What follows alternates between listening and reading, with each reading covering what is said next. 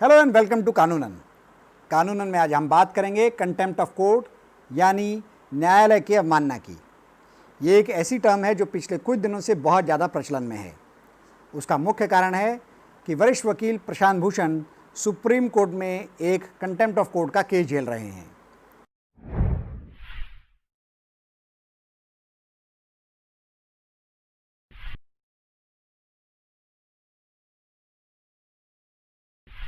पर contempt of court होता क्या है?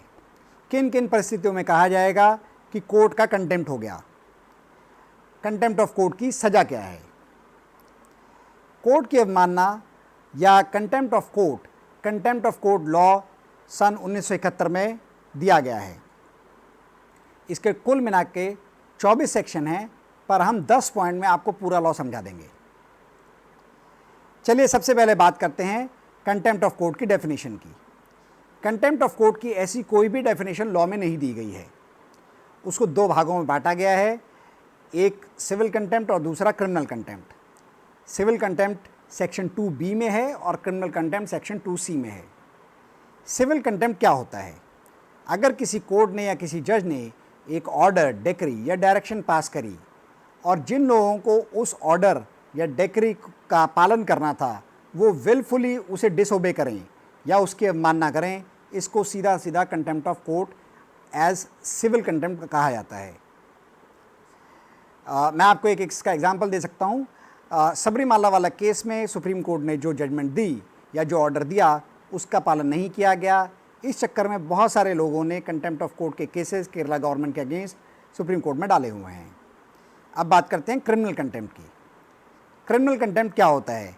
अगर कोई व्यक्ति लिखित या मौखिक रूप से यानी इधर बाय राइटिंग और वर्बली कोर्ट को बदनाम करता है, कोर्ट पर बेबुनियाद आरोप लगाता है, कोर्ट की प्रोसीडिंग्स में बाधा पहुंचाता है, कोर्ट्स की गरिमा को नीचा दिखाता है या एडमिनिस्ट्रेशन ऑफ जस्टिस को बाधित करता है, इसको क्रिमिनल कंटेम्प्ट माना जाएगा। अगर आपको याद हो तो प्रशांत भूषण के केस में क्रिमिनल कंटेम्प्ट ऑफ केस ही चल रहा है, क्योंकि उन्होंने कुछ चीज़ें ऐसी, कुछ ट्वीट्स ऐसे किए जिसकी वजह से कोर्ट ने स्यूमोटो कॉग्निजेंस ले लिया। अब बात करते हैं कि अगर कोर्ट्स की प्रोसीडिंग को पब्लिश कर दिया जाए। मान लीजिए कि कोई प्रोसीडिंग चल रही है और कोई व्यक्ति कुछ ऐसी बातें पब्लिश कर देता है जो कि एडमिनिस्ट्रेशन ऑफ जस्टिस को बाधित करें, तो क्या होगा? कोर्ट सबसे पहले ये देखेगी कि जो पब्लिकेशन करी गई है वो क्या विलफुली करी गई है। अगर विलफुली नहीं करी गई है तो एज़ पर सेक्शन 3 उसको कंटेम्प्ट ऑफ कोर्ट नहीं माना जाएगा। इसी प्रकार सेक्शन 6 में कहा गया है कि अगर कोई व्यक्ति इन कैमरा प्रोसीडिंग्स को पब्लिश कर देता है तो भी उसे कंटेम्प्ट ऑफ कोर्ट का दोषी नहीं करार दिया जाएगा, जब तक कि कोर्ट ने ये क्लियरली ना बता रखा हो कि ऐसी प्रोसीडिंग्स को पब्लिश नहीं करना है। बात करते हैं तीसरे पॉइंट की। क्या कोर्ट की जजमेंट की आलोचना करना कंटेम्प्ट ऑफ कोर्ट है? आपने देखा होगा कि जो भी व्यक्ति केस हार जाता है वो क्षुब्ध होकर कोर्ट के अगेंस्ट या जजमेंट के अगेंस्ट कुछ ना कुछ कह देता है। क्या उसे कंटेम्प्ट मान लिया जाए? सेक्शन 4 ने इस चीज़ को क्लैरिफाई किया है। उसमें कहा गया है कि अगर कोई भी व्यक्ति जजमेंट को फेयर और मेरिट के बेस पे क्रिटिसाइज करता है तो उसे कंटेम्प्ट ऑफ कोर्ट नहीं माना जाएगा। कौन सी ऐसी कोर्ट्स हैं जो कि कंटेम्प्ट ऑफ कोर्ट के केसेस सुन सकती हैं? भारत में ऐसी दो प्रकार की कोर्ट्स हैं, एक सुप्रीम कोर्ट और दूसरी हाई कोर्ट।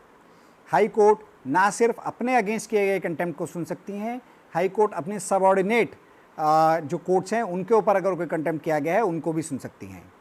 इसमें एक दिलचस्प बात यह है कि इसमें ज्यूरिसडिक्शन का कोई लेना देना नहीं है। अगर कंटेम्प्ट को ज्यूरिसडिक्शन से बाहर भी हुआ है या करने वाला ज्यूरिसडिक्शन से बाहर का है तो भी कोर्ट उसका संज्ञान ले सकती हैं।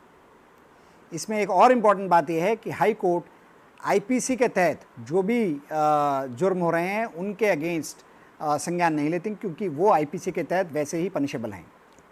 अब बात कर लेते हैं कि कंटेम्प्ट ऑफ कोर्ट की सज़ा क्या है। कंटेम्प्ट ऑफ कोर्ट की सज़ा सेक्शन 12 में दी गई है और कोई भारी भरकम सज़ा नहीं है। अगर आपने कंटेम्प्ट ऑफ कोर्ट किया है तो आपको 6 महीने की जेल हो सकती है या 2000 रुपये जुर्माना हो सकता है। संगीन केसेस में ये दोनों चीज़ें साथ साथ भी हो सकती हैं कि आपको जेल भी जाना पड़ सकता है और आपको 2000 रुपये का जुर्माना भी देना पड़ सकता है। लेकिन एक अच्छी बात ये भी है कि अगर आप एक माफ़ीनामा कोर्ट में दे दें और कोर्ट को लगे कि ये माफ़ीनामा बिल्कुल सही है और बिल्कुल विलफुली दिया गया है, तो कोर्ट आपको माफ़ भी कर देती है।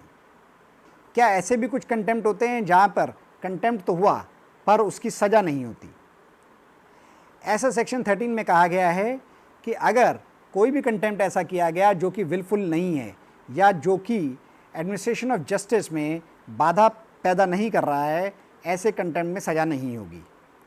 ऐसे बहुत सारे केसेस देखे गए हैं जहां पर पब्लिक ऑर्डर दिया गया जिसकी अवहेलना जानबूझकर नहीं करी गई, सिर्फ इसलिए करी गई जिससे कि लॉ एंड ऑर्डर को मेंटेन किया जा सके। ऐसे केसेस में कंटेम्प्ट तो हुआ पर उसमें सज़ा नहीं हुई। क्या होगा अगर एक कंपनी या एक बॉडी कंटेम्प्ट ऑफ कोर्ट की दोषी करार दी जाती है? ऐसे केसेस में जो भी उस कंपनी के कर्ता धर्ता हैं या उस टाइम पे जो कर्ता धर्ता रहे हों जब ये कंटेम्प्ट हुआ, वो सभी दोषी करार दिए जाएंगे अलॉन्ग विद द कंपनी। आप इससे सिर्फ तभी बच सकते हैं जब आप ये प्रूव कर सकें कि मैं उस टाइम पे कर्ता धर्ता नहीं था जब ये कंटेम्प्ट हुआ। अदरवाइज कंपनी और जो कंपनी के कर्ता धर्ता उसे उसका संचालन करने वाले लोग हैं, उन सब पे कंटेम्प्ट ऑफ कोर्ट चलेगा। क्या जजेस पर भी कंटेम्प्ट ऑफ कोर्ट का केस चल सकता है? जी हाँ, सेक्शन 16 इसी के बारे में बात करता है। जजेस पर भी कंटेम्प्ट ऑफ कोर्ट का केस चल सकता है। सबऑर्डिनेट कोर्ट्स अगर अपने ऊपर वाली कोर्ट्स के आदेशों की अवहेलना करें, उनके ऊपर बेबुनियाद आरोप लगाएं, तो उन पर कंटेम्प्ट ऑफ कोर्ट का केस चल सकता है। अगर आपको याद हो, जस्टिस कन्नन जो कलकत्ता हाई कोर्ट के जज थे, उनके ऊपर कंटेम्प्ट ऑफ कोर्ट का केस चला। 7 जजेस की सुप्रीम कोर्ट की बेंच बैठी और फाइनली उन्हें उसका दोषी करार दिया गया और वो 6 महीने जेल में बिता कर आए। वो पहले ऐसे जज थे।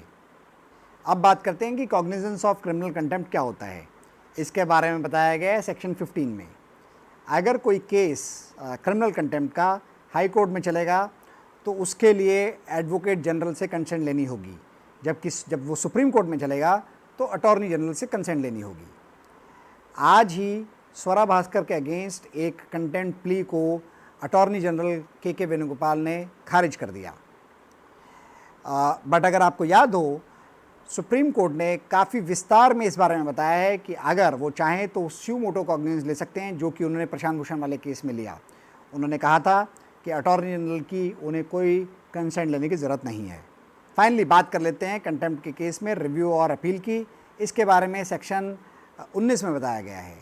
अगर कोई व्यक्ति कंटेम्प्ट ऑफ कोर्ट का दोषी करार दिया जाता है तो वो हाई कोर्ट में जाकर 30 दिन के अंदर अंदर अपील कर सकता है। सिमिलरली सुप्रीम कोर्ट में वो 60 दिन के अंदर अंदर अपील कर सकता है। इस दौरान कोर्ट जनरली ऐसा करती हैं कि जो भी उन्हें सज़ा सुनाई गई है उस सज़ा को सस्पेंड कर देती हैं।